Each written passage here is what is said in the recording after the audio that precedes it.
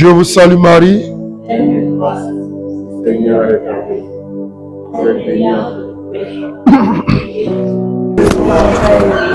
Sainte Marie, Mère de Dieu, priez pour nous pauvres pécheurs, maintenant et à l'heure. Gloire au Père, au Fils et au Saint-Esprit. Comme il est au commencement, maintenant et toujours, dans les siècles des siècles. Amen. Est-ce qu'on peut s'asseoir dans la sainte présence de Dieu?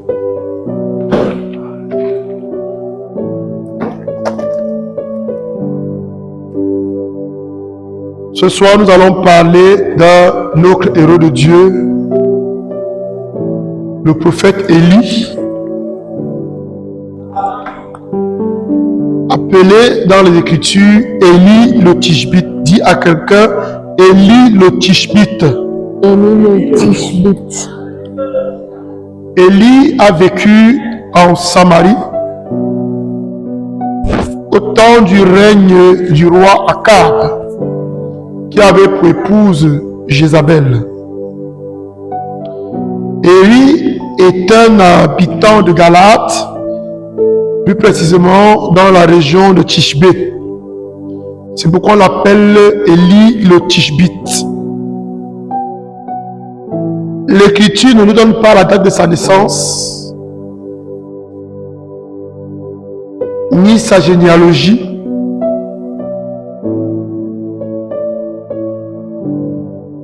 Le prophète Élie surgit subitement dans l'histoire. Mais quel est le contexte dans lequel le prophète Élie surgit? Comment le Seigneur l'appelle et à quel moment? Le prophète Élie arrive à un moment de décadence spirituelle du peuple d'Israël. Après le décès de Salomon, le royaume d'Israël est scindé en deux. Une partie au nord, une partie au sud. Et depuis Jéroboam, il y a une succession de rois au niveau du nord, donc au niveau d'Israël. Et arrive le temps du règne d'Akab. Akab succédait à son père Omri, qui avait régné sur Israël pendant 38 ans.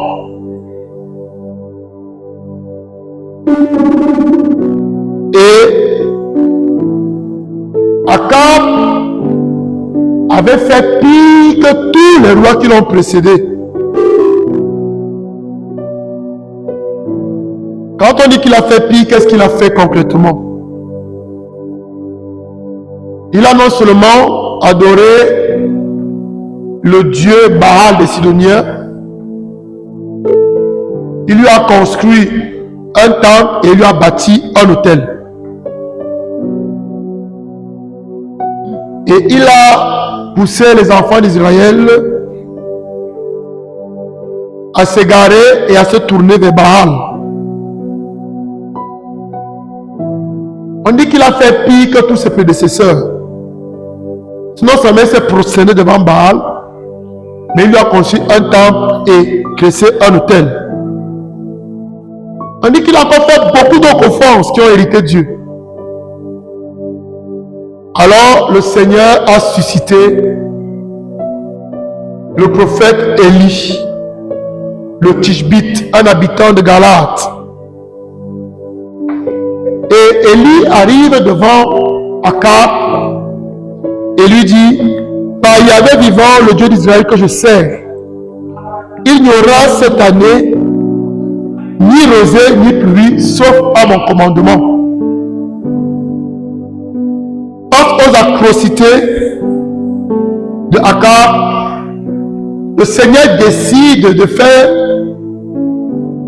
tomber sur Israël une grande sécheresse. Et il envoie le prophète Élie, le dit à Akab qui régnait sur Israël en ce moment-là.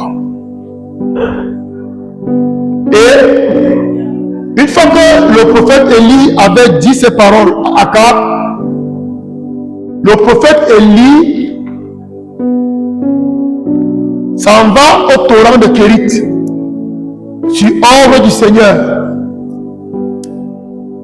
Et quand il est au torrent de Kérit là-bas, il est nourri par les oiseaux, et c'est pas particulièrement les corbeaux, qui venaient lui donner du pain et de l'eau chaque matin et chaque soir. Et il s'abreuvait avec l'eau du torrent. Et lorsque le torrent a tari, le Seigneur lui demande de partir à Sarepta, où il a ordonné à une veuve de nourrir Élie. Élie va rester chez cette veuve-là jusqu'à ce que le Seigneur va lui donner un autre ordre de rentrer voir Akab, parce qu'il va désormais faire tomber la pluie. Et Élie arrive donc chez cette veuve que le Seigneur avait déjà disposé à nourrir Élie. Et Élie dit à cette veuve de lui donner du pain. Et la veuve lui dit, je n'en ai pas beaucoup. Il me reste juste un peu de farine pour moi et pour mon fils. Nous allons manger et nous allons mourir. Et lui dit, donne-moi d'abord et après tu vas préparer pour toi et pour ton fils. La veuve accepte. Elle accepte et Élie déclare la parole de Dieu sur elle. Il lui dit, ainsi parle Yahvé Dieu d'Israël. Genre de farine ne s'épuisera, cruche d'huile ne se videra, jusqu'au jour où Yahvé enverra la pluie sur la face de la terre. Et on dit que jusqu'à ce que la pluie est revenue, la cruche d'huile ne s'est pas vidée, la jarre de farine ne s'est pas épuisée. Quelque temps après, cette veuve voit son fils tomber malade, il meurt, et elle interpelle le prophète Élie, qui va intercéder pour l'enfant, et l'enfant va revenir à la vie. Après, Élie va partir à la rencontre de Akab. Il va à la rencontre d'Akab et il va demander à Akab de convoquer tout le peuple d'Israël sur le mont Carmel. Et aussi tous les 450 prophètes de Baal et les 400 prophètes d'Ashéra qui mangeaient à la table de la reine Jézabel. Ce que Akab va faire, et sur le mont Carmel, Élie va leur lancer un défi. Et il va leur dire que le Dieu qui va répondre par le feu, c'est ce Dieu-là qui est le véritable Dieu. Et le Dieu Baal ne va pas répondre. Mais Yahvé, Dieu d'Israël, va répondre par le feu. On dit que l'offrande, le bois, l'eau, les pierres, tout va être consumé. Et le peuple va se prosterner et va reconnaître que Yahvé, Dieu d'Israël, est le véritable Dieu. Devant donc ce spectacle et ce grand miracle, Élie va ordonner qu'on égorge tous les prophètes de Baal. Et lorsqu'on va égorger tous les prophètes de Baal, il va dire à Akab de rentrer dans son palais parce que la pluie va tomber. Akab va arriver dans son palais et il va informer son épouse Jézabel. Ce que Élie a fait à ses prophètes. Alors Jézabel va se lancer à la poursuite d'Élie pour le faire périr comme il a fait périr les prophètes de Baal. Élie va donc s'enfuir et il va aller jusqu'à l'Horeb. L'Horeb ici qui est la montagne de Dieu, là où le prophète, là où Moïse avait reçu les tables de la loi. Élie va arriver là-bas et il va se cacher, il va se cacher dans la grotte. Et dans cette grotte, le Seigneur va venir à sa rencontre. Dans le son d'un silence doux. On va dire dans notre version, dans le murmure d'une brise légère, le Seigneur va venir parler à Élie. le Seigneur vient parler à Élie, il pose la question à Élie, que fais-tu ici? Élie lui dit, je suis rempli d'un zèle jaloux pour Yahvé Sabaoth, parce que les Israélites ont abandonné ton alliance, qu'ils ont abattu tes autels et tué tes prophètes par l'épée. Je suis resté moi seul et ils cherchent à m'enlever la vie. Dieu ne va pas poser les questions, une autre question à Élie, mais Dieu va lui dire, retourne par le désert, le chemin que tu as pris par Damas, et va oindre Hazaël comme roi d'Aram, qui est l'actuelle Syrie, Jéhu, fils de Nimshi, comme roi d'Israël, et tu vas oindre Élisée comme prophète pour te succéder. Ce que Élisée va faire, quand il va rentrer, il sort de l'Oreb, il va à la rencontre d'Élisée. Quand il arrive chez Élisée, il passe à côté d'Élisée, il prend son manteau, il le jette sur Élisée. Quand il jette son manteau sur Élisée, Élisée abandonne ce qu'il était en train de faire. Il va dire au revoir à ses parents et il commence à suivre Élie. Quand il commence à suivre Élie, partout Élie partait, il partait avec lui.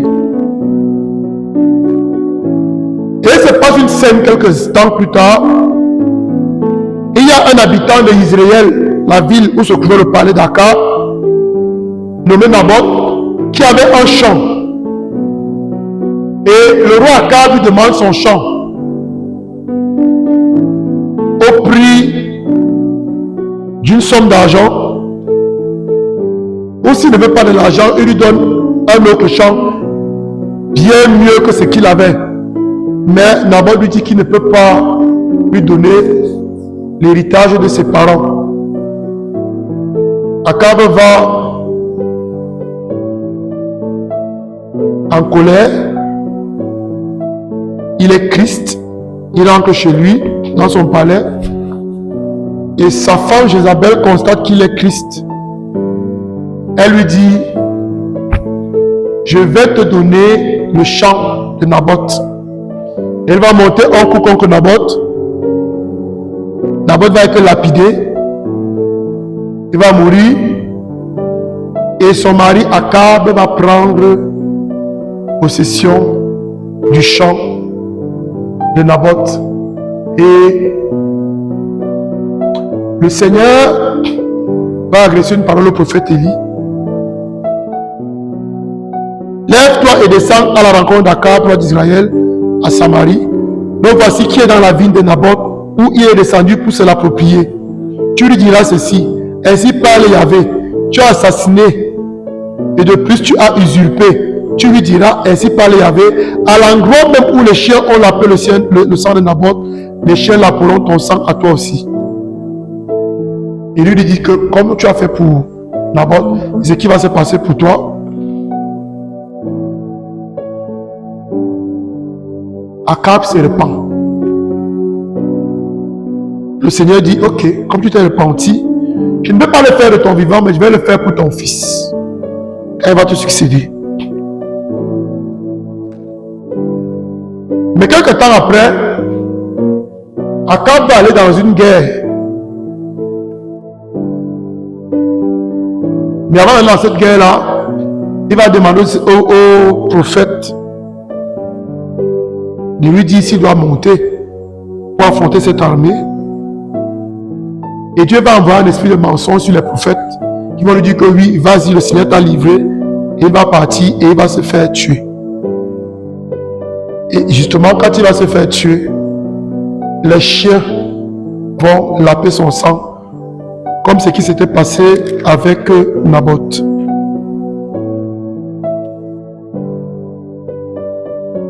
Élie va donc engager son dernier voyage et Élisée va le suivre. Et on nous dit qu'à la fin, Élisée est enlevé par des chars de feu, des chevaux de feu dans un tourbillon. Et son manteau glisse et tombe et le prophète Élisée le ramasse. Voilà de manière sommaire la vie du prophète Élie.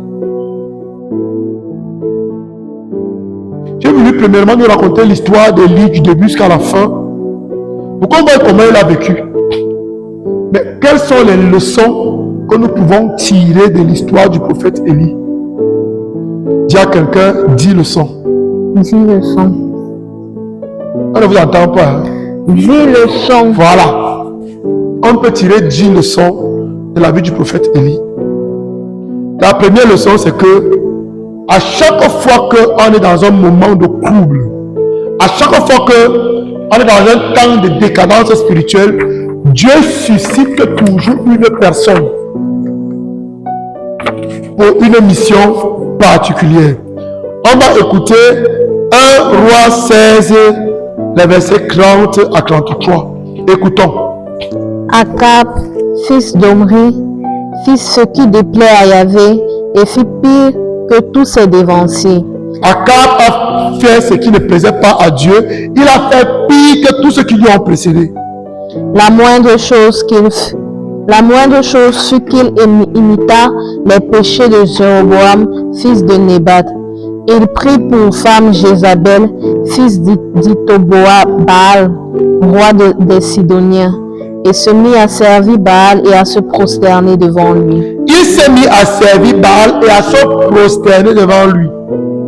Il lui dressa un autel dans le temple de Il a dressé Baal un autel. qu'il construisit à Samarie. Il a construit un autel. Akab installa ainsi le pieu sacré et fit encore d'autres offenses, irritant Yahvé, Dieu d'Israël, plus que tous les autres rois d'Israël, ses prédécesseurs. Imaginez un peu ça à l'instant, quelqu'un arrive et on vous dit, désormais, à côté de la paroisse, voici un temple pour un autre Dieu. Et on vous dit que vous devez aussi aller vous prosterner là-bas et l'adorer. Est-ce que Dieu sera content? Non. C'est ce qui s'est donc passé au temps du prophète Élie. On dit que Akab a fait pire. Il s'est prosterné devant Baal. Il doit construire un temple et graisser l'autel. Et il a poussé les autres à le faire. On dit qu'il a fait beaucoup d'autres abominations qui n'ont pas plu à Dieu. Et c'est dans ce temps de trouble-là que le Seigneur suscite Élie. On va lire 1 Roi 17, verset 1. Élie le Tishbite de Tishbé en Galade dit à Akab, par Yahvé vivant, le Dieu d'Israël que je sers, il n'y aura ces années-ci ni rosée ni pluie, sauf à mon commandement. Dieu est irrité, il est en colère et il décide de faire tomber sur Israël une grande sécheresse. Les enfants d'Israël étaient plongés dans l'idolâtrie et dans le syncrétisme. L'idolâtrie, c'est quoi? C'est adorer autre chose que le Dieu véritable. Le syncrétisme, c'est quoi? C'est ce qui mélange. Le matin, il est à l'église, le soir, il est chez le marabout. Ou bien, il est devant l'autel d'un autre Dieu qu'il est en train d'adorer. Et on va savoir beaucoup de chrétiens de nos jours. Le matin, il est à l'église, messe de 6 heures, il est la première banque, il communie. Le soir, tu le vois, il est chez le marabout. Vous voyez souvent ça, non? Vous voyez même les gens qui sont à l'église tous les jours. Mais celui qui va venir te dire que, ma soeur, je connais quelqu'un qui peut t'aider. Il a la solution. C'est la même personne qui tu vois à l'église, c'est même à l'église même qui t'a dit que Dieu, je connais quelqu'un qui peut t'aider. C'est la même personne qui t'amène chez le marabout. C'est le syncrétisme. Et tu as dit, tu es chez Dieu. On mélange. Tu es aussi, alors tu mélanges. Tu dis que non, Dieu même comprend. C'est Dieu même qui a créé la nature. C'est qu'on dit souvent, non? Donc celui qui te donne la force à la nature. Donc Dieu même connaît que les ancêtres sont forts. C'est Dieu même qui a donné le pouvoir. On dit qu'Israël vivait cela. Et en ce temps de trouble-là, donc, le Seigneur suscite une personne pour une mission particulière, celle de ramener le cœur des enfants d'Israël à Yahvé, Dieu d'Israël. Donc chaque fois, et c'est là, vous allez vous rendre compte que dans les familles, chaque fois qu'une famille devient un peu bizarre, donc on commence à parler partout, Dieu va toujours susciter une personne pour ramener le cœur des membres de sa famille à Dieu. Donc Dieu aujourd'hui recherche des personnes comme le prophète Élie. Mais est-ce que tu veux donc être l'Élie de ta famille? Est-ce que tu veux être l'Élie de ton village? Est-ce que tu veux être l'Élie de ton pays? Donc, comme première leçon, on peut dire que Dieu appelle toujours ses serviteurs quand les ténèbres commencent à dominer. Donc quand un pays, une nation, une famille, un groupe est dans le trouble, dans les ténèbres, Dieu va toujours susciter une personne. Ça, c'est la première leçon. La deuxième leçon, c'est que Dieu a une école. Dis à quelqu'un, une école. Une école. Pour Élie, c'était l'école du torrent de Kérit. On te dit que Dieu mandate Élie d'aller parler à Akab et de dire à Akab que jusqu'à son commandement, la pluie ne tombera plus. Après, Élie disparaît. Il va au torrent de Kérit où il est nourri par les corbeaux. Donc je viens, je déclare quelque chose, je disparais. Il faut retenir que Dieu, avant d'exposer un de ses serviteurs, il va d'abord le cacher pour le préparer. Élie apparaît pour la première fois devant Akab. Il lui dit ce que Dieu va faire. Il disparaît au torrent de Kérit. Donc pendant la sécheresse, pendant que les personnes étaient en train de souffrir de la famine, parce que quand il y a la sécheresse, il y a la famine, puisqu'on ne peut plus rien cultiver, rien ne pousse plus. On dit que pendant 3 ans, imaginez un peu que la pluie tombe pendant 3 ans, on n'aura plus de vivre. On va vivre de quoi?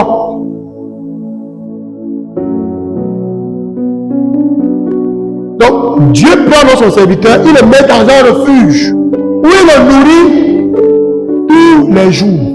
Et on dit que quand il venait nourrir Élie, les corbeaux.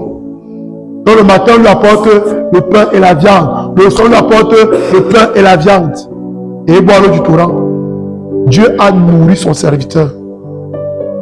Quand Dieu t'envoie quelque part, Dieu dispose toujours la provision. Il ne va pas te dire que Loïc va à Kolofata. Non, à Kolofata là-bas, il a déjà préparé quelqu'un qui va te recevoir et comment tu vas vivre. Même si tu parles avec eux, tu ne trouves personne. Il a disposé les choses pour que tu puisses te nourrir. Il a nourri Élie pendant plusieurs années. Et quand le torrent a tari, qu'est-ce qu'il a fait? Il lui a demandé d'aller à Sarepta, où il a ordonné à une veuve de s'occuper de lui. Écoutons 1 Roi 17, verset 2 à 6. La parole de Yahvé lui fut adressée en ces termes.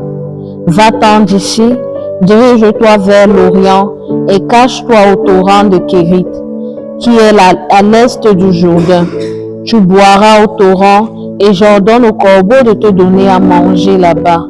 Il partit donc et fit comme Yahvé avait dit et s'en alla s'établir au torrent de Kérit, à l'est du Jourdain. Les corbeaux lui apportèrent du pain le matin et de la viande le soir, et il buvait au torrent. Le matin, le pain, le soir, la viande. Alors comment Dieu fait? Élie ne s'est pas levé seul pour aller parler à Akab. Il ne s'est pas levé de lui-même pour aller au torrent de Kérit.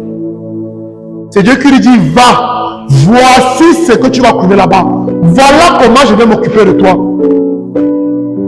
On ne se lève pas de soi-même pour aller quelque part.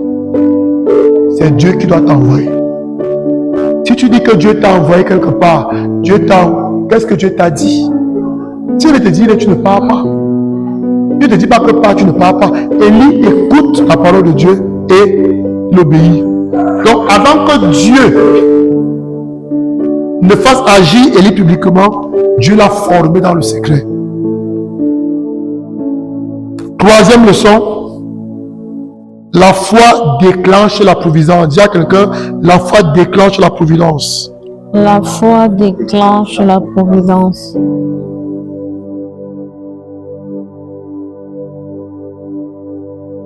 Après que le torrent de Kérit est tari, le Seigneur demande à Élie d'aller à Sarepta, où il a ordonné à une veuve de s'occuper de lui.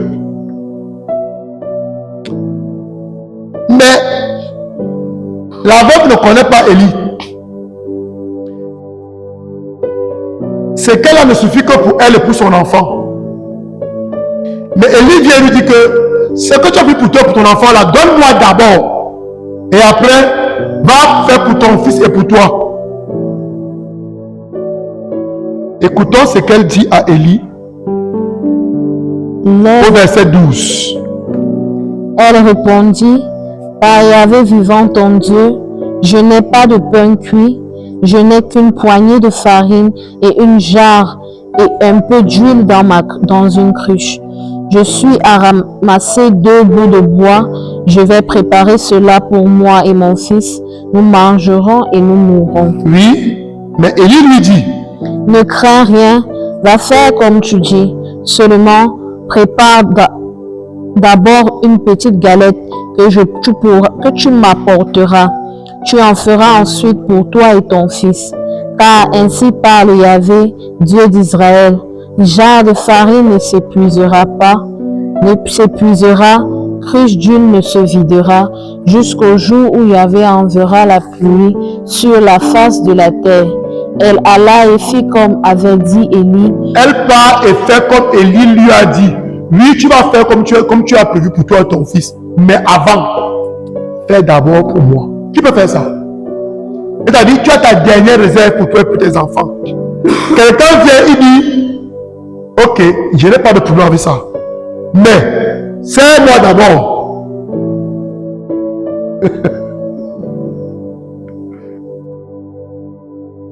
Et il déclare ce que Dieu a dit. Elle pouvait dire que non, moi je ne peux pas faire ça. Tout ce qui me reste pour moi et pour mon fils, si je te donne ça, nous on va faire comment après? Mais elle se souvient que Élie a déclaré une parole sur elle. On va lire le verset 15. Elle alla et fit comme avait dit Élie. Elle a fait comme Élie avait dit. Et il a mangé, lui et son fils. Oui. La jarre de farine ne s'épuisa pas et la cruche d'huile ne se vida pas, selon la parole que Yahvé avait dit. Dis à quelqu'un, la foi déclenche la providence. La foi déclenche la providence. Elle a cru en ce que Élie avait dit à la parole de Dieu. Elle a eu foi en ça. Elle a obéi. Et c'est quand elle a obéi, elle a fait le constat que la jarre de farine ne s'épuisa pas et que la cruche ne se vida pas. Ce n'est pas comme essayer d'abord rempli. Non. Elle a fait et elle a constaté chemin faisant que ça ne s'épuisait jamais. Mais nous on va d'abord dire que non, je dois d'abord voir avant de croire. C'est-à-dire si elle ne voit pas comment la jarre d'huile là, la jarre de farine là est remplie, comment la cuisine ici est pleine, moi je ne donne pas. Mais elle fait, et elle constate chemin faisant que ça ne se vide pas. Donc chaque jour elle fait, ça ne se vide pas. Ça perdure jusqu'à. La foi obéissante libère la provision surnaturelle. Quand tu obéis à Dieu,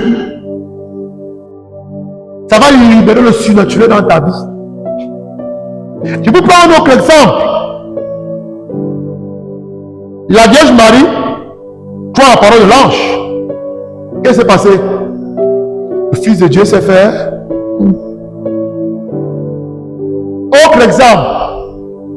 On apporte 5 pains, 5 poissons. Jésus rend grâce. Il dit partager.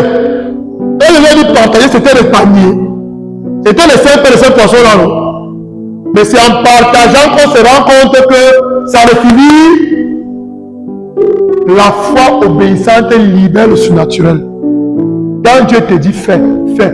Même si tes yeux physiques ne voient rien. Obéis. Et tu vas voir comment le surnaturel va être libéré. C'est comme si Dieu te dit, va déposer le Dieu dans telle entreprise. Mais tu ne connais personne. Va déposer. Quand tu vas déposer, Dieu va susciter quelqu'un qui va venir prendre ton dossier et va dire, moi, le ceci, je prends ça pour moi. Je vais vous raconter un témoignage d'une soeur qui nous racontait une fois. Quand elle avait déposé son dossier dans une entreprise, une grande entreprise de la place,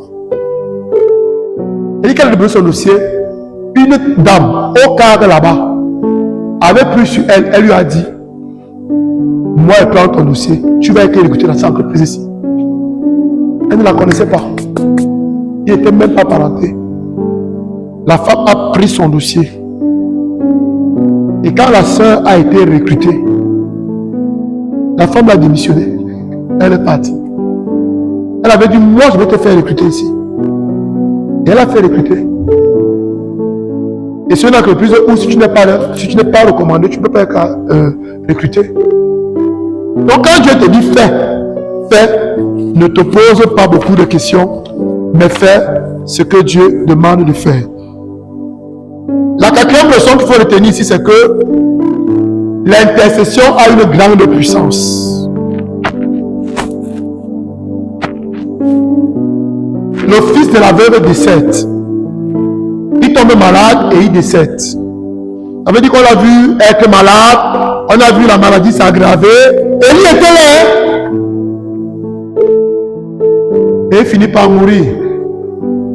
Et la veuve dit à Élie que tu es venu chez moi, c'est parce que j'ai trop péché. Et que tu es venu, tu as mis en lumière mes péchés. C'est pour cela que Dieu me punit et m'enlève mon fils, mon unique fils. Qu'est-ce que Élie fait? Élie se met à prier avec persévérance pour que l'enfant revienne à la vie. Imaginez, quelqu'un vous a accueilli, elle vous a donné à manger. Elle sait que vous êtes un homme de Dieu. Et son enfant meurt. Qu'est-ce qu'elle va vous dire? Que ton Dieu est là ou non? Comment moi je m'occupe de toi? Mais ton Dieu il permet que mon enfant meure. Vous aurez fait quoi à la place de la veuve? Alors que l'enfant a été malade. Vous avez vu comment l'enfant est en train de partir un peu. L'enfant meurt. Vous n'avez pas dit que bon. Vraiment, tu as porté la marche sur moi. Là, tes pieds, tu sors, non? Mais elle ne fait pas ça. Elle va voir Élie. Et mettez-moi à la place d'Élie. Élie fait appel à Dieu. Écoutez la prière d'Élie. À partir du verset 20. Puis, il invoqua Yahvé et dit, Yahvé mon Dieu, veux-tu donc aussi du mal à la veuve qui m'héberge, pour que tu fasses mourir son fils? Voilà comment Élie panique. Il dit que toi tu fais du mal à cette veuve. Et tu fais mourir son fils. Écoutons la suite. Il s'étendit 3 fois sur l'enfant et invoqua Yahvé. Yahvé mon Dieu, je t'en prie, fais revenir en lui l'âme de cet enfant. Je t'en prie, fais revenir en lui l'âme de cet enfant. On dit qu'il s'est couché 3 fois sur l'enfant. Donc une première fois, l'enfant ne se lève pas. Mais Élie ne se décourage pas. Élie persévère. Dis à quelqu'un la persévérance. La persévérance. Donc quand tu intercèdes pour une situation particulière, il faut le faire avec persévérance. Quand tu pries, il faut le faire avec persévérance. Ne dis pas que non, il a accropi depuis 1 an que je prie. Rien ne change. Continue de prier jusqu'à ce que Dieu va te répondre. La prière peut faire. La prière peut changer beaucoup de choses. C'est-à-dire, là, on a dit que c'était fini là. La prière est capable de faire que tout. De restaurer toutes choses. Maintenant, comme on a éliminé le lion hier là.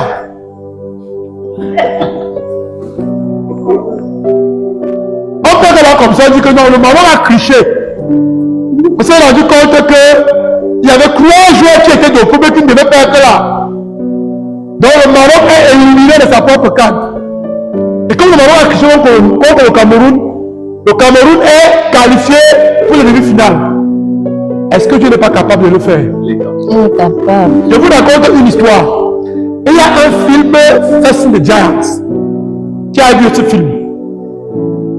Voilà. Justement, ils suitaient un tournoi et ils arrivent en demi-finale. Et ils avaient décidé avant qu'ils gagnent ou qu'ils perdent, ils vont rendre grâce à Dieu. Et le jour où ils perdent, ils sont tous malheureux. Ils ont oublié qu'ils devaient rendre grâce à Dieu. Un des joueurs rappelle aux autres que non, on a promis à Dieu que qu'on gagne ou qu'on perde, on doit rendre grâce à Dieu. Alors ils ont formé un cercle, ils sont mis à genoux. Ils ont commencé à rendre grâce à Dieu. Premièrement, parce qu'il a permis d'arriver à la demi-finale.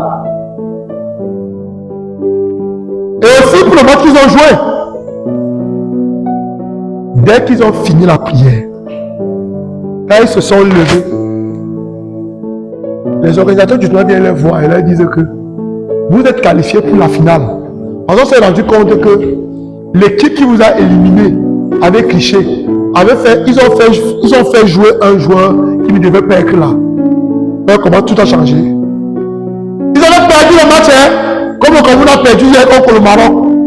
On avait dit que non, le Maroc a triché. On a vu que vraiment le pénalty, non, vraiment, la bicale là, ça ne donnait pas. Pour le Maroc a triché, le Maroc a éliminé le Cameroun et en demi-finale. Est-ce que je ne peux pas faire ça? Dieu peut faire toutes choses. La prière peut changer beaucoup de choses. Mais bon, n'exagérons pas aussi. Mais Dieu peut faire ça. Dieu peut faire ça. Dieu peut faire ça. Dieu peut faire ça. Donc, on peut vous annoncer demain que le Cameroun va jouer à demi-finale. Ne soyez pas surpris. Ne ça pas arriver. Dieu est capable de faire beaucoup de choses. 5. Le défi du Carmel. Choisi entre 2 autels. On va lire 1 Roi 18, versets 17 à 40. Dès qu'il vit Élie, Akab lui dit, « Te voilà, toi le fléau d'Israël. » Élie répondit, « Ce n'est pas moi qui suis le fléau d'Israël, mais c'est toi et ta famille. » Amen. Amen. Quand la main de Dieu agit avec toi, quand tes ennemis se sentent menacés, c'est ce qu'ils vont dire. Ils vont t'appeler fléau, ils vont te traiter de sorcier. On va dire que Loïc est devenu, c'est un grand sorcier. Pourquoi? Parce que ce que Dieu est en train de faire avec toi est en train de leur faire du mal. Sans te terrasser. Alors ils vont t'accuser de sorcier. Donc quand un sorcier commence à t'accuser de sorcier, ça veut dire que ce que tu fais là est en train de le déranger. Akab, qui est le fléau d'Israël, dit à Élie que c'est Élie qui est le fléau d'Israël. Mais Élie lui rappelle que non, c'est pas moi. C'est toi et ta famille. Oui. Parce que vous avez abandonné Yahvé. Vous avez abandonné Yahvé. Et que vous avez suivi les Baals. Maintenant, envoie rassembler tout Israël près de moi sur le mont Carmel avec les 450 prophètes de Baal qui mangent à la table de Jézabel. Akab convoqua tout Israël et rassembla les prophètes sur le mont Carmel. Élie s'approcha de tout le peuple et dit, « Jusqu'à quand clocherez-vous les 2 jarrets? » Jusqu'à quand clocherez-vous des 2 jarrets? Jusqu'à quand tu vas faire que tu viens sur Yahweh, chez Yahweh, tu finis de prier. Après, dès que tu quittes Yahweh, tu vas chez Baal, tu finis de prier. Donc ici là, tu te prosternes. Tu viens ici là, tu te prosternes. Ici là, tu fais un sacrifice. Ici là, tu fais un sacrifice. Le syncrétisme. Le matin, tu es à l'église, le soir, tu es chez le marabout. Élie demande que non, jusqu'à quand? Jusqu'à quand? Donc tu viens ici. Non, ici là c'est lent. Je vais aller voir le marabout. Donc tu viens ici. Quand ça ne donne pas ici, les questions te menacent. C'est comme beaucoup font, non? Ils viennent chez Dieu. Ils voient que non, Dieu est trop là. Hein? Ils vont voir le marabout. Maintenant, quand il y a les retours, et qu'ils sont persécutés, maintenant ils ne dorment plus. Qu'est-ce qu'ils font? Ils viennent encore à l'église. Oh mon père, mon frère, mon frère. Le matin tu es ici, le soir tu es ici. Quand ça donne ici, là tu es là. Et quand tu te déranges ici, là tu te souviens qu'il y a un Dieu. Élie pose donc la question à ses contemporains. Jusqu'à quand clocherez-vous les deux jarrets? Et il a dit, si Yahvé est Dieu, suivez-le. Si c'est Baal, suivez-le. si Yahvé est Dieu, suivez-le. Si c'est Baal, suivez-le. Faites un choix. Élie invite ses contemporains à faire un choix. Si tu penses que c'est le marabout qui est fort, suis le marabout. Si tu penses que le féticheur qui est fort, suis-le. Si tu penses donc que c'est Dieu qui est fort, suis Dieu. Ne fais pas comme le matin tu es ici, le soir tu es là-bas. Non. Fais un choix. Élie les invite à faire un choix. Tu penses que ton marabout, ton féticheur, il est tout puissant. Suis-le. Si tu penses que c'est Dieu, suis-le.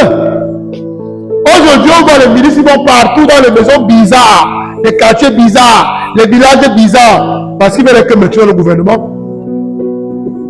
C'est ces mêmes personnes que vous allez voir demain, dimanche, dans les églises, qui sont assis. Premièrement, hein, pour mettre l'offrande, non, non, non. Mon père, je vais faire une offrande dans l'église. Tu penses que ton marabout est trop fort, suis-le. Tu penses que c'est Dieu, c'est Dieu. Fais un choix. On ne mélange pas. Si tu penses que ce sont les clans de tes ancêtres qui ont le pouvoir, suis-le. Tu penses que c'est Dieu, suis Dieu. Il faut faire un choix. Il faut faire un choix. Et c'est pour cela que vous allez voir, Élie va demander à Akab de rassembler le peuple d'Israël sur le mont Carmel. Et quand il demande à Akab de rassembler Israël sur le mont Carmel, il dit, fais venir les 450 prophètes de Baal. Donc il dit, ne laisse pas une seule personne. Parce qu'un peut venir, il dit que non, parce qu'il était seul. Il dit, fais venir les 450 prophètes de Baal. Et les prophètes de Baal n'étaient pas seuls. Il y avait un autre Dieu qui était aussi adoré en Israël à ce moment-là, Asherah. Il dit, et les 400 prophètes d'Asherah, fais-les venir. Vous savez combien de prophètes en tout? 850. Il dit que non, fais-les tous venir. Parce qu'après, on disait que non, il y a un qui était trop puissant, il n'est pas venu, c'est pour cela qu'on a perdu. Non, fais-les tous venir. Ils sont venus. Élie était seul. Élie était seul. Élie était seul. Élie dit qu'on va dresser deux hôtels. Vous dressez votre hôtel. Moi aussi, je vais dresser mon hôtel. Et Élie dit que non, vous commencez.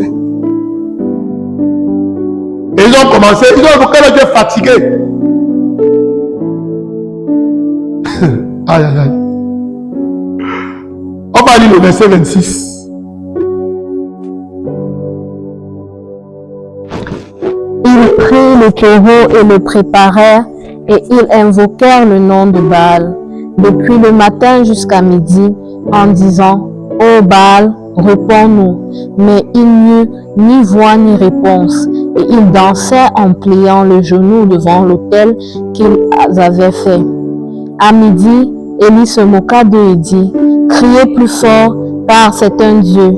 Il y a des soucis ou des affaires, ou bien il est en voyage, peut-être il dort et il se réveillera. Le psalmiste dit que non, que Dieu ne dort ni ne sommeille. Il ne sommeille ni ne dort. Non, que Dieu ne dort pas. Il ne sommeille pas. Baal dormait. Peut-être qu'il dort. Crie encore plus fort. Continue. Il crie plus fort et ils se tiladèrent selon leur coutume avec des épées et des lances jusqu'à l'effusion On dit du qu'ils sang. se sont taladés avec des épées et des lances. Comme d'ici Je vais t'éclairer sur quelque chose. Tu as déjà eu à voir ça. Même à la télé. Peut-être d'autres personnes ont eu ça de manière physique. Vous voyez souvent dans certaines cérémonies traditionnelles, les gens prennent des lances, ils se transpercent, n'est-ce pas? Qui a vu ça? Vous avez vu ça? Habib, tu n'as pas jamais vu ça? Quand là se transperce et il enlève. Et il n'y a pas de trou. Vous avez vu ça? Je pense qu'il y a une tribu dans ce pays qui le fait. Vous voyez là, c'est tailladé. Il se blesse. Il prend des épées. Il se transperce. Hein. L'épée sort, c'est-à-dire la lance sort derrière. Et il enlève. Après, tu vas tuer au Congo. Ça se passe ici au Cameroun. Et dans beaucoup de traditions africaines, il y a des gens qui font ça. C'est ce qu'on appelle des décrit ici. C'est quel Dieu? Baal, non, l'esprit de Baal. Vous voyez que quelle que soit votre région géographique,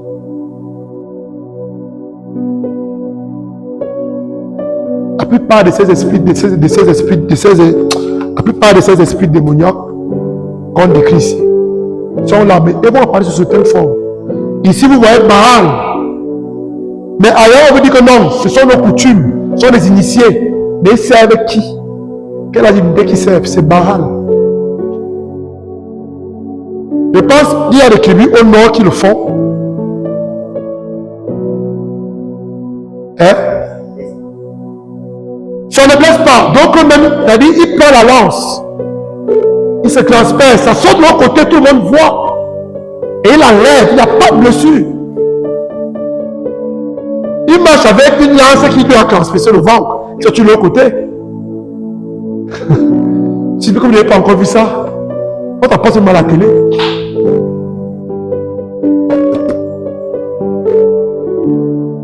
Ce sont des dévots de Baal. Ils ne vont pas l'appeler Baal, il va porter, il va prendre un autre nom. Donc ils ont tout essayé, Baal n'a pas répondu. Mais Élie, on va lire le verset 30. Alors Élie dit à tout le peuple, approchez-vous de moi. Et tout le peuple s'approcha de lui. Il répara l'autel de Yahvé qui avait été démoli. Élie prit 12 pierres selon le nombre des tribus des fils de Jacob à qui Yahvé s'était adressé en disant, Élie rebâtit l'autel de Yahvé qui avait été détruit. Et il s'appuie sur quoi? Sur l'alliance que Dieu avait faite avec le peuple d'Israël. Quel est l'état de ton autel? Et je vais vous dire quelque chose qui va peut-être vous surprendre. Le premier autel que vous avez, avant l'autel physique que vous graissez chez vous, dis à quelqu'un, c'est ton cœur. Ton cœur. Il n'a pas bien suivi, il faut bien lui dire ça. Dis que c'est ton cœur. Vous voyez, beaucoup de personnes ont des autels physiques chez eux. Ils viennent à l'église comme ça là, ils viennent prier devant l'autel-ci. L'autel consacré à Dieu. Père, Fils et Saint-Esprit. L'autel de Jésus-Christ. Mais, ils adorent notre Dieu dans leur cœur. Mais leur cœur, l'autel de leur cœur n'est pas consacré à Dieu. C'est pourquoi vous allez voir quelqu'un, il vient à l'église, ou bien il prie, vous allez chez lui, non, il a même graissé à l'autel, il prie. Mais c'est la même personne qui va voir le marabout. C'est la même personne qui croit à tout, c'est-à-dire, qui croit à ses ancêtres, comment dire, retour à la tradition, aux traditions ancestrales. C'est la même personne, retour aux sources. C'est la tendance actuelle. Mais c'est la même chose, elle ne veut pas à l'église. Vous allez chez lui, il y a une grosse foi, il y a un grand hôtel. C'est physique. Mais l'autel de son cœur n'est pas à Dieu. On dit que Élie restaure l'autel de Dieu. Quel est l'état de ton cœur? Quel est l'état de l'autel de ton cœur? Est-ce que ton cœur, l'autel de ton cœur est consacré à Dieu? Est-ce qu'il est consacré à Jésus-Christ? On dit qu'au jour de la Pentecôte, lorsque Pierre a fini de prêcher, on dit que les auditeurs de Pierre ont eu le cœur transpercé. Transpercé pourquoi? Parce que la parole de Pierre, remplie du Saint-Esprit, avait transpercé leur cœur par la croix de Jésus. La croix de Jésus qui avait transpercé leur cœur. Parce que sur la croix, Jésus est devenu l'autel, le prêtre et la victime. Quel est l'état de ton cœur? Qui règne dans ton cœur? Qui règne dans ton cœur? Parce qu'on dit ici, non, il a agressé, il a restauré l'autel de Dieu. Tu as agressé l'autel, mais ton cœur ailleurs. C'est-à-dire, tu glaces l'autel là, tu poses tout, ta Bible, ton crucifix, tes icônes et tout. On a dit que non, le mois prochain, il y a les funérailles. Il faut aller là-bas, il faut aller parler un peu au clan là-bas. Tu pars. L'autel de ton cœur est à quel niveau? Ça veut dire que ce qui est chez toi là, ce n'est que la façade. Mais ton cœur adore qui? Et quand Élie glace l'autel, il se passe quelque chose. Lorsqu'il parle à Yahvé, qu'est-ce qui se fait? On continue. Ton nom fera Israël, et il construisit un autel au nom de Yahvé. Il dit, il se souvient de ce que Dieu avait dit. Ton nom sera Israël, l'alliance que Dieu a fait avec ses ancêtres. Toi, Dieu a fait l'alliance avec toi quand? Quand le jour Dieu a fait l'alliance avec lui? Baptême. Oui. Le jour du baptême. Le jour du baptême, Dieu a appelé chacun par le nom que lui seul connaît. Pour certains, le nom de baptême, c'est le nom que Dieu connaît. Pour d'autres, ils ont un nom que seul Dieu connaît. Et il les a appelés par ce nom-là le jour du baptême. Moi, je t'appelle tac. Est-ce que tu te souviens du jour de ton baptême? Le jour où tu entres en alliance avec Dieu. Tu te souviens de ce jour? Élie rappelle à Dieu l'alliance qu'il établit. Oui. Il fit un canal d'une contenance de 2 boisseaux de semences autour de l'autel. Il disposa le bois, dépassa le taureau. Donc, tu vas aller directement au verset 36. À l'heure où l'on présente l'offrande, Élie le prophète s'approcha et dit: Élie fait toutes ces préparations, mais il attend une heure précise. Il dit à quelqu'un, Kairos. Kairos. C'est-à-dire, c'était le temps favorable pour offrir le sacrifice. On dit à l'heure de l'offrande du soir. Il dit à quelqu'un, ne prie pas n'importe comment. On ne prie pas n'importe comment. Il n'entend pas bien. Il dit qu'on ne prie pas n'importe comment. On ne prie pas n'importe comment. Mais on prie à tout moment. Mais on prie à tout moment. Mais il y a des moments précis où on fait certaines choses. Il y a des moments précis où on fait certaines choses. La manière qu'elle va prier le matin n'est pas la même manière qu'elle va prier le soir. La manière qu'elle va prier à minuit n'est pas la même manière qu'elle va prier à 15 heures. Chaque tranche horaire a un type de prière qu'on élève. On précise bien à l'heure de l'offrande du soir. En Israël, ils ont organisé les veilles en tranches de 3 heures. Et chez eux, ça commence à 18 heures. Jusqu'à 18 heures du lendemain, on commence le cycle. Et on dit que à l'heure de l'offrande du soir, donc Élie savait que voici là où on offre l'offrande du sacrifice du soir. Alors à 7 heures, c'est un temps favorable pour offrir. Ça, c'est ce que vous comprenez. Il doit faire une offrande et il attend le temps favorable. L'offrande du soir. Si on précise qu'il y a une offrande du soir, oui, qu'il y a une offrande du matin, non? Une offrande de midi, non? Mais quand il a commencé, il n'était pas encore l'heure de l'offrande du soir. Il fait les préparatifs et tout. Il attend l'heure de l'offrande. Il y a des heures de visitation où quand tu pries, tu demandes la grâce et la révélation, Dieu te donne facilement. Je vais vous faire donner un petit secret, vous allez expérimenter. Vous voulez avoir la révélation? Ouais. Priez entre 3h et 6h. Vous comprenez là? Priez entre 3h et 6h. Lève-toi entre 3h et 6h, tu pries. Une épître du Seigneur. Je veux voir. Révèle-moi les choses. Si tu veux, tu te rendors. Il va te révéler beaucoup de choses. C'est un temps favorable. Il y a la cloche de minuit 3 heures qui est une veille de combat. Et là, tu veux bagarrer avec les sorciers là. Puis à cette heure-là, ils vont te dire comme Akab a dit Élie, tu es un fléau pour moi. Amen. Donc, Élie n'offre pas le sacrifice à n'importe quel moment.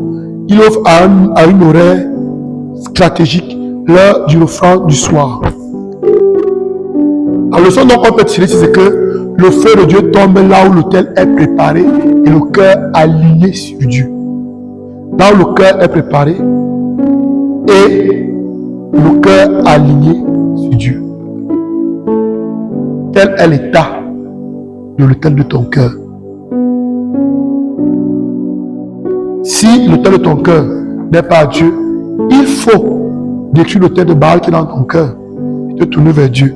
6e leçon, face à la fatigue et au découragement. On va lire 1 Roi 19, verset 1 à 18. Akab apprit à Jézabel tout ce que Élie avait fait et comment il avait massacré tous les prophètes par l'épée. Alors Jézabel envoya un messager à Élie avec ces paroles. Que les dieux me fassent tel mal et y ajoutent tel autre. Si demain à cette heure, je ne fais pas de ta vie comme de la vie de l'un d'entre eux. Amen. Amen. Élie vient de rapporter une grande victoire. Imaginez qu'on rassemble tous les Camerounais. Comme tout le monde était scotché devant l'hôtel du football hier. Et tu remportes une grande victoire. Tu seras content, non? Mais quelques heures plus tard, quelqu'un te menace de mort. Donc tu quittes d'une joie extrême à une peur extrême. Écoutez la suite. Il eut peur et se leva et partit pour sauver sa vie. On dit qu'Élie a eu peur. Il s'est levé pour sauver sa vie. Il était face à 850 personnes. Et on dit qu'il les a tous égorgés. Quelqu'un qui fait égorger 850 personnes, est-ce qu'il a fait seul? Il était avec tout le peuple, non? Qui a reconnu que Yahweh était Dieu, non? Maintenant, il a fait cette armée-là avec lui. Et maintenant, il lui dit, ok, comme tu as fait là, voici ta barre et tu commences à avoir peur. C'est pas bizarre? Il vient de rapporter une grande victoire. Maintenant, il a peur pour sa vie. Parce que Jézabel l'a menacé. On continue la lecture. Il arriva à Bersabée, qui est à Juda, et il laissa là son serviteur. Pour lui, il marcha dans le désert un jour de chemin, et il alla s'asseoir sur un génète. Il souhaita de mourir et dit, ça en est assez maintenant, Yahvé, prends ma vie, car je ne suis pas meilleur que mes pères. Élie, il vient de faire descendre le feu du ciel. Il vient d'éliminer plus de 850 personnes. Élie a peur pour sa vie. Il est fatigué, il est découragé. Le fait de remporter une grande victoire spirituelle ne t'épargne pas de la fatigue et du découragement. Tu peux remporter une grande victoire spirituelle maintenant, mais les secondes d'après, tu es découragé, tu as peur. C'est-à-dire, tu viens de terrasser les sorciers de ton village. On vient de t'acclamer que non, tu es un homme puissant, tu es un homme fort. Mais quelques minutes plus tard, tu as peur, tu es découragé. Pourquoi? Parce qu'ils sont allés chercher le renfort. Venir t'abattre. Ce qu'on a peur ici, là, c'est que ce n'est pas parce que tu as rapporté une victoire aujourd'hui, ça veut dire que demain, tu seras en paix. Non. Vous dites qu'il ne faut jamais se qu'il ne faut pas se fatiguer. Vous dites qu'il ne faut jamais baisser les bras. Vous dites qu'il faut toujours et toujours et toujours être vigilant. Mais le Seigneur permet ça pourquoi? Parce qu'il veut que son serviteur se repose. On ne va pas lire, mais vous avez rencontré pendant ce cheminement d'Élie, pour le mot horaire, non seulement il va beaucoup dormir, mais le Seigneur va le nourrir aussi. Donc, papa, tu viens de livrer une grande bataille. Dis à quelqu'un, tu as besoin de repos. Tu as besoin de repos. Tu as besoin de repos, il faut que tu te reposes. Il faut que tu manges bien. Parce que tu as dépensé beaucoup d'énergie. Tu dois demeurer beaucoup dans la présence de Dieu pour retrouver des forces. C'est très important. C'est-à-dire, ne va pas de bataille en bataille, de combat en combat, sans te reposer. Tu as quelqu'un, tu n'es pas un robot. Tu n'es pas un robot. C'est-à-dire, tu veux me livrer un grand combat spirituel. On attend insensé, tu vas aller comme... Non, il faut que tu te retires un peu. Tu vas te reposer. Tu manges bien. Tu manges bien. Mange bien. Tu dors bien. Tu es dans la présence de Dieu, tu adores ton Dieu. Alors c'est ça qui va te permettre de récupérer des forces. C'est ça qui va te permettre d'être restauré. Nous avons les jeunes tous les jours, jeunes, il n'a pas jamais le temps de se reposer. Il commence, il a l'église le matin, là, seulement le soir avec minuit. Il faut se reposer. C'est ça que le Seigneur plan Élysée ici. Vous allez comprendre que c'est un peu plus loin. Lorsque il dit à Élysée, Élie, que fais-tu ici? Verset 14. Il répondit, je suis rempli d'un zèle jaloux pour Yahvé Sabaoth, parce que les Israélites ont abandonné ton alliance, qu'ils ont abattu tes autels et tué tes prophètes par l'épée. Je suis resté moi seul et ils cherchent à m'enlever la vie. Il se plaint. Quand quelqu'un se plaint comme ça devant vous, qu'est-ce que vous allez faire? Vous allez lui dire quoi? Tu cherches à le consoler, non? C'est pas ça. Quelqu'un ne se plaint auprès de toi. Et Habib, tu fais quoi? Tu vas essayer de le consoler, non? Mais regardez comment Dieu lui agit. Yahvé lui dit, va, retourne par le même chemin. Donc tu viens d'arriver. Il te dit que va, retourne par le même chemin. Oui. Vers le désert de Damas. Dans le désert de Damas. Tu iras oindre Hazaël comme roi d'Aram. Tu oindras Jéhu, fils de Nimshi, comme roi d'Israël. Et tu oindras Élisée, fils de Shaphat, d'Abel-Méhola, comme prophète à ta place. Celui qui échappera à l'épée de Hazaël, Jéhu le fera mourir. Et celui qui échappera à l'épée de Jéhu, Élisée le fera mourir. Mais j'épargnerai en Israël 7 milliers, tous les genoux qui n'ont pas plié devant le Baal et toutes les bouches qui ne l'ont pas baisé. Vous voyez, il se plaint. Dieu ne gère, tu as que Dieu ne gère pas les détails. Dieu ne gère pas les détails. Dieu dit que Dieu ne gère pas les jérémiades, les plaintes là, Dieu n'est pas dedans. Dieu dit ça. Tu as que Dieu ne gère pas les plaintes là, les jérémiades, Dieu n'est pas dedans. Il se plaint. Dieu fait comme s'il n'a même pas entendu. Il lui donne une autre mission, il dit qu'on repart. Il lui donne une autre mission. Mais regardez Élie. Élie ne dit pas, mais je t'ai dit qu'on va me tuer. Tu me demandes de rentrer. Élie obéit. Parce que quand Dieu a ouvert la bouche, Élie a retrouvé des forces. Ça me fait écouter la voix de Dieu. Il a retrouvé des forces. Et il reprend la route. Élie reprend la route directement. Élie reprend la route. Donc il a suffi qu'il se repose, qu'il mange, qu'il soit dans la présence de Dieu pour retrouver des forces. Et il repart aussitôt. À peine là, Dieu lui dit qu'il repart par le même chemin. Voilà maintenant ce que tu vas aller faire. Donc, il ne faut pas t'attarder à ce que les gens disent, à ce qui se passe autour de toi, mais sois focalisé sur ce que Dieu lui dit. Et lui n'écoute pas ce que les gens ont dit. Il a dit tout ça ne s'est passé. Il s'est plaint, il a vu que Dieu lui a dit que non, va ailleurs. Il fait seulement ce que Dieu lui a dit et il repart. Et il va chez qui? Il va chez Élisée. La 7e leçon, c'est que la transmission du manteau, le passage du relais. Dieu dit à quelqu'un, Dieu prépare toujours la relève. Dieu prépare toujours. On va lire 1 Roi 19, verset 19 à 21. Il partit de là et il trouva Élisée, fils de Shaphat, tandis qu'il labourait avec 12 paires de bœufs, lui-même étant à la 12e. Élie passa près de lui et jeta sur lui son manteau. Élie ne dit rien à Élisée. Est-ce que c'est Élie qui a choisi Élisée? Non, C'est Dieu qui lui a dit que va. C'est lui que tu vas ouvrir comme ton successeur. La transmission prophétique, elle ne dépend pas de l'homme. Elle ne dépend pas de la transmission prophétique.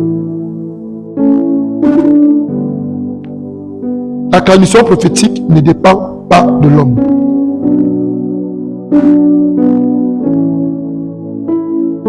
Tu ne peux pas transmettre une mission que Dieu t'a donnée à quelqu'un. Tu ne peux pas le faire. C'est Dieu qui transmet. Et Dieu prépare toujours la relève. Mais je vais t'éclairer sur quelque chose. Et qui peut parfois faire que les gens ne comprennent pas. Et se trompent sur beaucoup de choses. Sur les successions. Sur les héritages spirituels. Élie et Élisée appartiennent au royaume d'Israël, n'est-ce pas? Dieu n'envoie pas Élie dans une autre nation, non. Il a un mandat pour Israël, pour amener les cœurs des enfants d'Israël à Yahvé.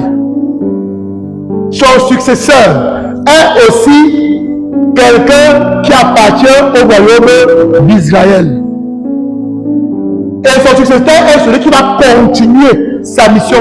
Et le Seigneur dit bien, quand il va citer les trois personnes qui doivent être loin, Azaël, Jéhu et Élisée. Il dit que si quelqu'un échappe à Azaël, Jéhu va là-bas. S'il échappe à Jéhu, Élisée va le prendre. Ça veut dire que c'est dans le même territoire. Le manteau d'Élisée, d'Élie ne pouvait pas aller à quelqu'un qui n'appartenait pas à Israël. Pourtant, il y avait deux tribus qui étaient au sud. Judas et la demi-tribu de Benjamin. Élie n'est pas allé prophétiser à Judas, ni Élisée. On n'est pas allé chercher le successeur d'Élie à Judas. Non, on l'a pris où? En Israël.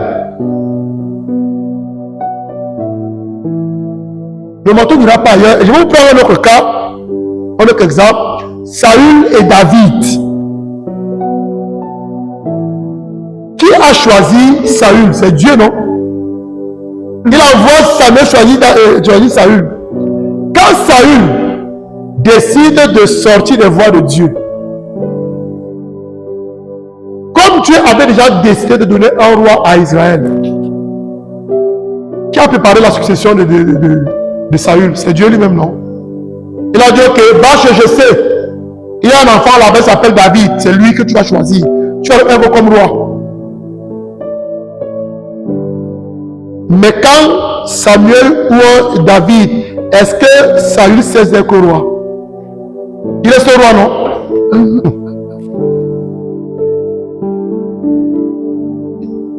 On dit souvent, et c'est écrit, et c'est vrai, Dieu ne se repent pas de ses dons. C'est ce qu'on dit, non?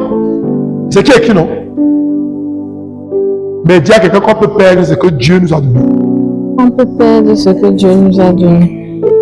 Je vais vous prendre un exemple. Ok. Lucille, prends ce téléphone. C'est moi qui donne le téléphone, non? Quand on dit que Dieu ne se repent pas de ses dons, ça veut dire que ce que Dieu t'a donné ne va pas reprendre, non? Je donne mon téléphone, non? Moi, je ne reprends pas mon téléphone. Mais est-ce que ça signifie qu'elle ne peut pas perdre ce téléphone? Est-ce qu'elle peut perdre ce téléphone? Ok. Bon. Loïc, arrache le téléphone. Tu vas faire comment pour arracher? Arrache le téléphone à Priscille. J'ai donné mon téléphone à Priscille, non? Moi, je ne reprends pas mon téléphone. Mais est-ce que Priscille a encore le téléphone? Qui a pris? Oui. Ok. Tu as compris? Dieu ne va jamais reprendre un don qu'il t'a donné, mais tu peux le perdre. Parce que l'ennemi peut s'en approprier. Vous comprenez maintenant? Donc ne dis pas que non, Dieu m'a donné, il ne peut pas le prendre. Il ne va pas le prendre, c'est vrai. Mais tu peux perdre ça. C'est Dieu qui a fait oindre Saül comme roi d'Israël, non? Il avait l'onction de la royauté.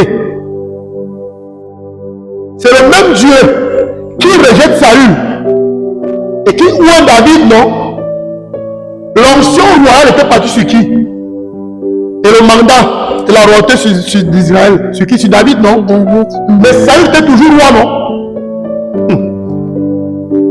Mais est-ce que Dieu était encore avec Saül? Je vais te citer un passage. Ce passage, c'est Jésus qui le dit. L'Esprit du Seigneur est sur moi parce qu'il m'a consacré par l'onction. Ça veut dire qu'il y a quoi? Deux choses, non? Il y a l'Esprit de Dieu qui est sur Jésus. Deuxièmement, il y a quoi? L'onction. Et Pierre va aller plus loin. Il va même être très précis. Parce qu'il va aller chez Corneille. Il va dire, Jésus de Nazareth, que Dieu avait besoin de quoi? D'esprit et de puissance. Quelqu'un qui me saisit. Dieu a pour Jésus-Christ d'esprit et de puissance. C'est la même chose que l'onction et l'esprit.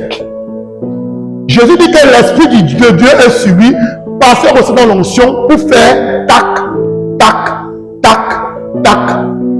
L'esprit de Dieu est celui qui te permet d'utiliser l'onction de Dieu pour réaliser la mission que Dieu t'a confiée. Que quelqu'un le saisit. Ça veut dire que si l'esprit de Dieu n'est pas avec toi, la puissance que Dieu t'a confiée, tu ne pourras pas l'utiliser pour accomplir la mission que Dieu t'a donnée. Pourtant, tu auras les moyens, mais c'est l'esprit qui t'aide à utiliser cette puissance. C'est pourquoi on dit que la puissance sans la maîtrise est destructrice. Ça veut dire que tu peux avoir la puissance de Dieu sans que l'esprit de Dieu soit avec toi, sans que la faveur de Dieu ne soit avec toi. Parce que tu vas me dire que non, je suis baptisé, j'ai reçu le Saint-Esprit, on peut me l'enlever, c'est vrai. Mais l'Esprit de Dieu en nous et sur lui, ce n'est pas la même chose. Quand l'Esprit de Dieu descend sur toi, c'est pour te conduire et te guider comme l'a fait avec Jésus. Et tu peux avoir la puissance de Dieu sans que cet esprit soit sur toi. Et là, c'est très dangereux. Et Saül avait toujours la royauté. L'onction que Dieu lui a donné. Il avait perdu la faveur de Dieu. C'est pour cela qu'il est resté au pouvoir. Il s'est tué la royauté. Mais lorsqu'il allait en guerre, s'il n'avait plus, l'Esprit de Dieu avait lui pu le guider dans son onction royale. Il s'est fait quoi? Il s'est fait tuer, non? Avec son fils Jonathan. Donc Dieu peut t'avoir pour quelque chose. Si tu t'écartes de ses voies, Dieu va susciter une autre personne qui va vaincre. Pas celui qui décide. Et cette personne fait ce que tu faisais. Tu t'entêtes. Dieu peut te dire, je te mandate aujourd'hui pour combattre les sorciers. Tant que Dieu est avec toi, chaque fois que tu vas attaquer les sorciers, tu vas être vainqueur. La puissance qui a donné pour combattre les sorciers, si Dieu n'est pas avec toi demain, tu auras la même puissance, mais tu n'es plus sûr d'être victorieux du combat. Pourquoi? Parce que l'Esprit de Dieu n'est plus avec toi. Dieu ne se répand pas de ses dons, c'est vrai, mais on peut perdre ce qu'on a reçu de Dieu. Et je vais vous dire, il y a des esprits qui consomment l'onction. Vous me saisissez? Il dit pas, oh, j'ai l'onction, je ne se répand pas de ses dons, pas perdre ça. On a déjà parlé le téléphone, non? Tu peux te faire un cadeau, tu peux te faire un don. Moi, je dis, je ne reprends pas, je ne reprends pas. Quelqu'un d'autre peut te voler ça. Tu comprends maintenant, non? Et il faut faire très attention. Élie transmet son manteau à Élisée. Et aussi la suite de son ministère. Dieu ne travaille jamais sans préparer la relève.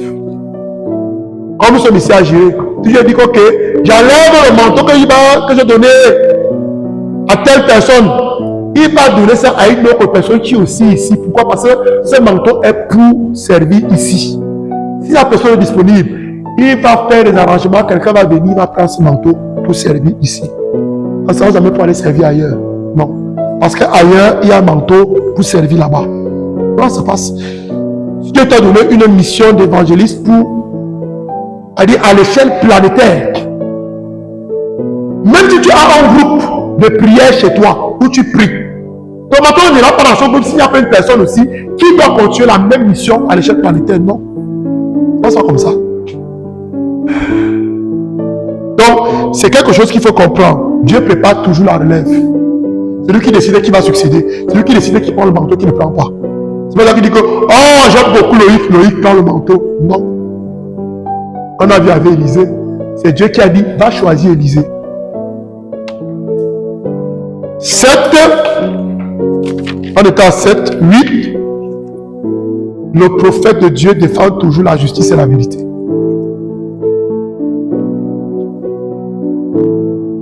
Pendant qu'au baptême, nous sommes prêts comme prophètes et rois. On doit toujours défendre la justice et la vérité. Un prophète, ce n'est pas celui qui donne des paroles de connaissance, pas celui qui donne des révélations. C'est pas ça. Le prophète de Dieu, c'est celui qui dénonce les injustices. Il dénonce les injustices. Il défend la vérité. Il parle de la part de Dieu. Quand tu fais mal, tu as fait mal.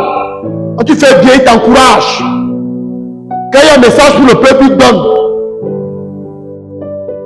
Jésus dit que Jean-Baptiste est le plus grand de tous les prophètes, n'est-ce pas? C'est ce qu'il dit, non? Jean-Baptiste a donné parole de connaissance à quelqu'un. Non, il n'a pas fait. Qu'est-ce qu'il faisait? Il dénonçait. Il dénonçait. Il dénonçait. En tant que prophète, parlons au baptême, nous devons dénoncer les injustices. Très important. Tu vas l'injustice, tu dénonces. Ceci n'est pas bien. Tu es dans une famille où on a donné encore les clans. Tu dis que ça, ce n'est pas bien. Il faut qu'on arrête ça. Mais si tu te tais, tu vas rendre compte. Dis à quelqu'un, tu vas rendre compte, il n'entend pas bien. Tu vas rendre compte. Tu es là pour dénoncer. La parole de Dieu dit que si tu vois ton frère commettre un péché qui mène à la mort et que tu ne l'avertis pas, il va te payer pour ce qu'il a fait. Mais toi, ça va demander son sang. Mais si tu lui dis, il sera sauvé et toi tu seras quitte. Fais ta part. Maintenant, si la personne veut te suivre, il suit. S'il ne veut pas, tu as fait ton travail. Si dans ta famille, elle a fréquenté les marabouts, dis que fréquenter les marabouts n'est pas bien. Dieu n'aime pas ça. Tu commences à dire, mon frère, ma soeur, arrête la sorcellerie. Vous avez peur? Ouais, pas tu as peur, tu as dit que arrête la sorcellerie, va te manger la nuit. Élie a dénoncé, on l'a mangé. Akab et Jézabel ont commis une injustice. Le Seigneur dit à Élisée, va à Élie, va dire à Akab, comme on fait en abord là, lui-même, les chiens vont laver son sang. Pareil pour Jézabel. Pareil pour vos enfants. Élie est parti là parler, il a dit, quand il a dit à Akab a dit, hey! Il s'est repenti. Dieu a dit, ok. Comme tu t'es repenti, je ne vais pas faire ça pour toi, pour ton enfant. Tu vas payer. Maintenant, il s'est encore entêté un peu, il a fait d'autres choses là. On dit qu'il est mort. Il prend son frère de Judas pour aller combattre Aram. Et il dit que non, l'autre va garder ses habits royaux. Lui, il sera camouflé. Dis à quelqu'un que la parole de Dieu s'accomplit toujours. La parole de Dieu s'accomplit toujours. On dit qu'il était camouflé et quelqu'un l'a tiré comme ça là pour abattre quelqu'un. Ça allait toucher qui? Akab. Ça va transmettre ici. On le prend, le ramène chez lui. Son sang a coulé sur son chat et tout. Elle l'a enterré et les chiens sont venus laver son sang, comme ce qui s'était passé avec Naboth. Le prophète dénonce, il défend la justice, il défend la vérité. Et il doit être courageux, même devant les puissants. 9e leçon, l'enlèvement d'Élie, une fin glorieuse. Quand vous regardez l'histoire d'Élie qui est racontée au début, on se rend compte qu'il a tué fidèle à Dieu. Hein. Il n'avait pas fait comme ça. Tout ce que Dieu disait, c'était Amen. Il n'y avait pas le débat. Il vient se plaindre, Dieu n'écoute pas, Dieu lui dit que il fait seulement. On dit qu'à la fin, il n'a pas connu la mort. Dans l'histoire du salut, il n'y a que 2 personnes qui n'ont pas connu la mort. Vous les connaissez? Jésus. Elle est morte. À la Vierge Marie, c'est un autre niveau. Elle dit comme son fils est mort, là, le chien meurt là-bas. Mais elle est morte, mais son corps n'a pas connu la corruption. Jésus est mort, non? La Vierge Marie est morte, c'est ce qu'on appelle la dormition. Quand elle s'est couchée, les gens sont venus porter son corps. Elle est montée au corps, au ciel avec son corps. Et son fils est venu la récupérer. Elle est montée vivante, mais elle est morte. Son corps n'a pas connu elle est montée, on a entendu son corps. Elle est montée, on l'a prise. Mais, j'oublie son nom, c'est Enoch a été enlevé. Élie a été enlevé par des chars et des chevaux de feu dans un tourbillon. Maintenant, la différence entre eux et la Vierge Marie, c'est quoi? Elle, c'était au séjour des morts. Elle n'est jamais passée là-bas. Ça va commencer comment? On dit que son fils est venu la chercher. De la mère, on part. Tu ne pars pas dans la petite chambre là, on part directement. Oh, Élisée, il n'a pas connu la mort, mais il a le séjour des morts. Comprenez-vous un peu la différence? Parce que les portes du paradis étaient fermées depuis Adam. C'est Jésus qui ouvre les portes du paradis. Père, je suis là, avec mes frères. Tu as dit, hé mon fils, tu es revenu. Entrez. On a fait la fête au ciel. Les gens ont fait la fête, on a bu, on a mangé. Que tu aies un peu l'image. C'est Jésus qui ouvre le ciel. Mais Élie apparaît à Moïse. Élie et Moïse apparaissent à Jésus où? Au mont Tabor. Il dit que, hé, le boss, pardon, sacrifie-toi. Parce qu'on est là, on veut ancrer là-bas. C'est fermé. On a la tête, on a dit qu'on ne nous ouvre pas. Mais toi, si tu dis qu'on ouvre, tu restes comme ça, il dit que c'est vrai. Je vais mourir. Alors il lui s'est sacrifié. Donc la fidélité à Dieu conduit à la gloire. Élie a été fidèle à Dieu. Et on a vu comment il est allé. Il n'a pas connu la mort. Et le Dieu d'Élie n'a pas changé. Hein. C'est le même. Vous allez voir la prochaine fois qu'on va parler d'Élisée. Vous allez voir que Élisée dit, où est le Dieu d'Élie? Où est le Dieu d'Élie? Il n'a pas changé.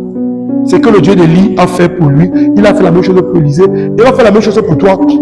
Tu peux ne pas connaître que la corruption. La preuve, on a beaucoup de saints dont les corps n'ont pas été, n'ont pas pourri. C'est supposé au Vatican. Hein? Vous êtes au courant de ça, non? On peut aussi t'enlever. Hein? Tu ne connais pas, on peut aussi t'enlever. Qui croit que c'est possible? Vous ne croyez pas? Moi, je crois. Moi, ma prière, c'est Seigneur, que ne passe pas au purgatoire. Visa direct pour le paradis. Pas d'escale. Dans les escales qu'on fait souvent au purgatoire, là. Moi, je n'ai pas envie de faire ça. C'est ma prière. Seigneur, c'est qu'elle est impossible pour toi. Moi, je vais aller directement. Donc, maintenant, quelques leçons spirituelles qu'on peut tirer. Dieu cherche des hommes qui se tiennent devant lui, pas devant les foules. Élie a passé la grande partie de son temps. Pas devant les hommes, mais devant Dieu. Deuxième leçon, l'obéissance précède toujours la manifestation du surnaturel. Tu peux voir la manifestation du surnaturel dans ta vie, sois obéissant à la parole de Dieu. Dieu pourvoit là où il envoie. Si Dieu te dit que va à Tokyo, il a déjà disposé des choses pour s'occuper de toi. La prière fervente ferme et ouvre les cieux. Quand tu pries avec persévérance, Ça peut ouvrir le ciel, ça peut aussi le fermer. Et elle dit fermer, ça veut dire tu peux commander au ciel de se fermer. Et il se ferme. Tu peux demander de s'ouvrir, il va s'ouvrir. Le feu de Dieu tombe sur les autels restaurés. Si l'autel de ton cœur est propre, est pur, alors le feu de Dieu va tomber sur ton cœur. 6e leçon, la victoire spirituelle n'élimine pas les combats intérieurs. C'est pas parce que spirituellement tu gagnes des grands combats, ça veut dire que tu n'as pas de combat intérieur. Donc il faut retenir ça. 7e, Dieu parle dans le silence. Dieu parle dans le silence. 8e, la justice de Dieu ne se négocie pas. Il dit pas que non, je fais, Dieu va comprendre. Dis à quelqu'un qui ne va pas comprendre. Il ne va pas comprendre. Donc dis qu'il ne va pas comprendre. Il ne va pas. Je dis non, Dieu va comprendre. Lui-même il sait. Il sait que c'est dur. Dans le concubinage là, Dieu même sait qu'on ne peut pas vivre comme ça. C'est ça qu'on dit souvent, non? Dieu même sait qu'on ne peut pas vivre comme ça. Dieu ne comprend pas. Il ne sait pas qu'on ne peut pas vivre comme ça. Non, il faut. 9e, le manteau se classe. Mais à ceux qui savent suivre avant de diriger. Tu veux hériter d'un manteau spirituel. Commence par suivre celui qui a le manteau là. Et Dieu va te donner ta part d'autorité. J'ai parlé de ça ici un jour. Si tu es fidèle à ce qui n'est pas pour toi, Dieu va te donner ce qui n'est pas pour toi. Ce qui est pour toi, comprenez un peu. Ça veut dire que si tu vois quelqu'un, tu l'admires beaucoup. Tu veux avoir ce qu'il a, commence par suivre ce qu'il fait. Et tu vas avoir ce qui est pour toi. Tu veux diriger, commence par suivre, apprendre à obéir et à suivre les jours. Tu veux obéir aux autorités. Toi qui veux être une autorité. Tu as un chef, il te donne les ordres, les instructions. Tu n'obéis jamais. Tu as un enseignant, tu veux être proviseur, mais le proviseur sans ça parle, tu n'écoutes jamais. Muriel. Tu veux que ça en comment? Tu veux que le proviseur comment? Alors quand ton censeur, ton proviseur parle, tu n'obéis jamais. Commence par suivre. Et un jour, on va dire, ok, comme tu es obéissant là, un jour tu seras censeur, tu seras proviseur. Tu es dans une entreprise, ton chef te donne des instructions. Tu te donnes le travail, tu n'obéis jamais. Tu débats sur tout ce qu'il fait, tu critiques. Tu veux que chef comment? On ne va jamais te nommer chef. C'est la loi. Commence par obéir. Commence par suivre. Et un jour, tu vas diriger. Commence par être un followers. Un jour, tu seras un leader. Vous comprenez ça? Commence par être Tinda. Un jour, tu seras chef. Vous voyez, Paul Biya a servi sur Haïti, non? N'est-ce pas? Et on dit qu'il était obéissant, non? Il était parmi les plus dociles, non? Qui est présent aujourd'hui? Qui est présent aujourd'hui? C'est lui, non? On dit qu'est-ce qui a motivé son ancien chef de le choisir? Hein? Sa tempérament, il était soumis, docile. On a dit que non, je vois que c'est toi qui me remplacer. S'il était un rebelle, il serait là. Vous avez des exemples devant vous. Vous n'ouvrez pas les yeux. Si tu n'es pas obéissant à celui qui a autorité sur toi maintenant, tu n'auras jamais ta part d'autorité. Tu n'auras jamais ta part de commandement. La dernière leçon, la 10e. Une vie fidèle laisse un héritage spirituel durable. Tu veux un héritage spirituel durable. Sois fidèle à ce que tu es en train de faire. Donc, on va donc se lever et on va prier pour deux choses. Premièrement, que ton cœur revienne à Dieu totalement. Deuxièmement, que Dieu nous donne la grâce, comme à Élisée, d'être fidèle jusqu'au bout. Est-ce qu'on peut se lever?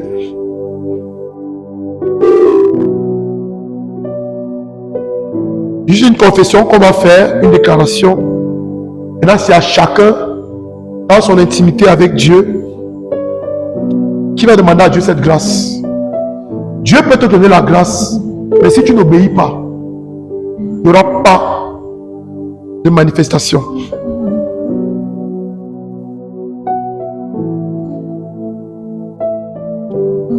Allez répéter après moi. Père, Père, au nom de Jésus, au nom de Jésus, je te demande la grâce je te demande la grâce d'avoir un cœur pur, d'avoir un cœur pur, d'aligner et d'ajuster ma volonté à ta volonté.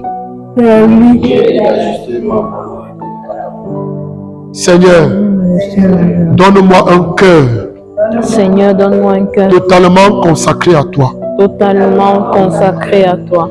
S'il y a d'autres idoles dans mon cœur, S'il y a d'autres idoles dans mon cœur, Seigneur, Seigneur, je renonce à tous ces idoles au nom de Jésus. je renonce à tous ces idoles au nom de Jésus.